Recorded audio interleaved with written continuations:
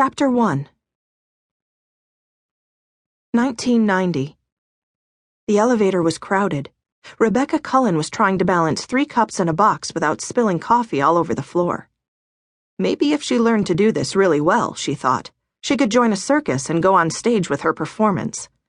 The lids on the foam cups weren't secure, as usual. The man who worked the counter at the small drugstore downstairs didn't look twice at women like Rebecca. And who cared if coffee spilled all over a thin, nondescript woman in an out-of-style gray suit? He probably figured her for Ms. Businesswoman, she thought. Some rabid man-hater with a string of degrees after her name and a career in place of a husband and kids.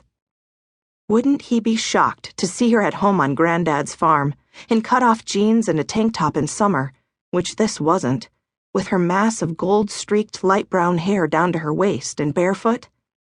This suit was pure camouflage. Becky was a country girl, and the sole support of her retired grandfather and her 2 younger brothers. Their mother had died when she was 16, and their father only stopped in to visit when he was broke and needed money. He'd moved to Alabama a couple of years back, and none of them had heard from him since. Becky didn't care if she never did again. She had a good job.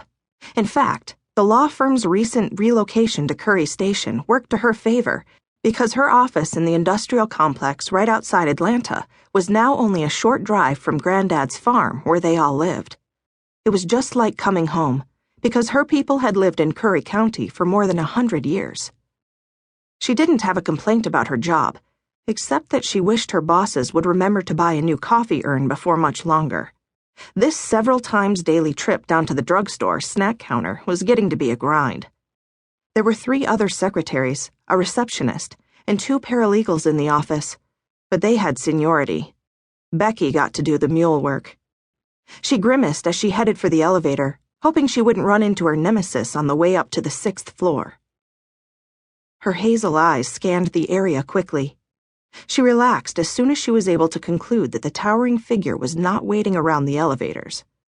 It wasn't bad enough that he had a stare like black ice, or that he seemed to hate women in general, and her in particular.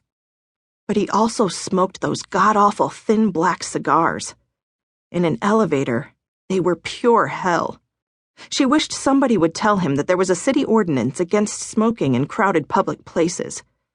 She meant to, but there always seemed to be a crowd around, and for all Becky's toughness of spirit, she was shy in crowds.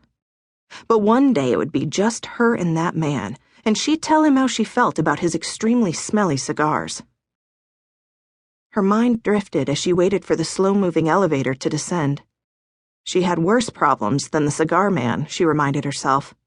Granddad was still recovering from the heart attack 2 months ago that had brought his career as a farmer to an abrupt halt. Now Becky was feeling the increased burden keenly. Unless she could learn to run the tractor and grow crops, in addition to working as a legal secretary 6 days a week, Granddad's truck farm was destined to be a total loss. Her oldest brother, Clay, was a senior in high school, constantly in trouble these days, and no help at all around the house. Mac was in the 5th grade and failing math. He was a willing helper, but too small to do much. Becky herself was 24, and she'd never had a social life at all. She'd just barely finished school when her mom had died, and her father had taken off for parts unknown.